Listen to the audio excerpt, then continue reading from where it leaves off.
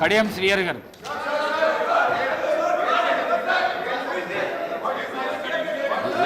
ఏమైంది? మాట్లాడండి, మాట్లాడండి. ఎందుకంత ఆవేశం? ఎందుకంత ఆవేశం? ఇస్తాం, మాట్లాడండి, మాట్లాడండి. పోండి, మీ సీట్లలో పోండి. మీ ప్రాక్టీస్ మంచిగా లేదు. చదువుకున్న వ్యక్తులు మీరు. అధ్యక్ష, మీ ప్రాక్టీస్ మంచిగా ఇస్తున్నా. సమయం ఇచ్చినందుకు మీకు ఇస్తాను. మీకు ప్రత్యేకమైన ఇప్పుడు ఇస్తాను. ధన్యవాదాలు అధ్యక్ష. శ్రీహరి గారు 1 minute నాడు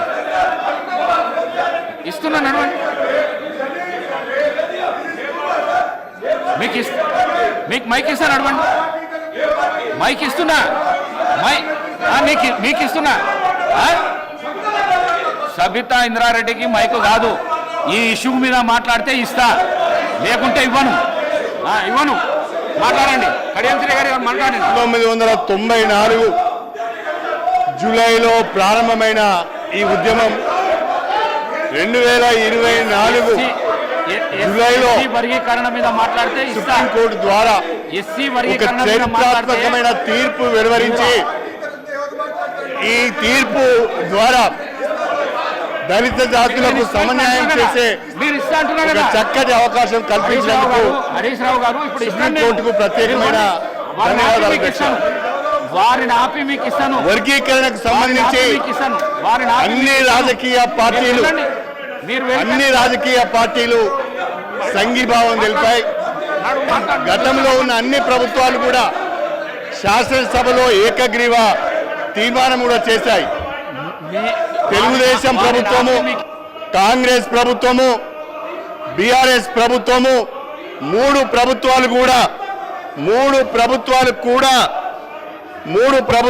కూడా శాసనసభలో వర్గీకరణకు అనుకూలంగా ఏకగ్రీవ తీర్మానం చేసి కేంద్ర ప్రభుత్వానికి పంపించడం జరిగింది. దండోరా ఉద్యమానికి అన్ని రాజకీయ పార్టీల మద్దతు లభించింది. దండోరా ఉద్యమానికి సమాజం యొక్క మద్దతు కూడా లభించింది. అందరూ కోరుకున్న విధంగా ఈరోజు వర్గీకరణకు అనుకూలంగా సుప్రీంకోర్టు తీర్పు ఇచ్చింది. ఈ సుప్రీంకోర్టు తీర్పును అందరూ కూడా స్వాగతించాలని చెప్పి నేను మనసారా కోరుకుంటున్నాను అధ్యక్ష. 30 సంవత్సరాలుగా ఈ ఉద్యమంతో నేను అసోసియేట్ అయి ఉన్నాను. అధికార పార్టీలో ఉన్నా, ప్రతిపక్షంలో ఉన్నా నేను దండోరా ఉద్యమంతో అసోసియేట్ అయి ఉన్నాను. అన్ని రాజకీయ పార్టీలు కూడా ఈ ఉద్యమానికి సంఘీభావం తెలిపాయి. ఈ నేపథ్యంలో సుప్రీంకోర్టు తీర్పు వచ్చింది.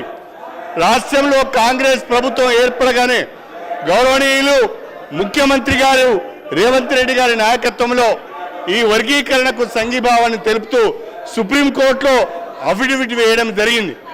నేను ఒక శాసనసభ్యునిగా దళిత వర్గాలకు చెందిన వ్యక్తిగా మాట్లాడుతున్నాను.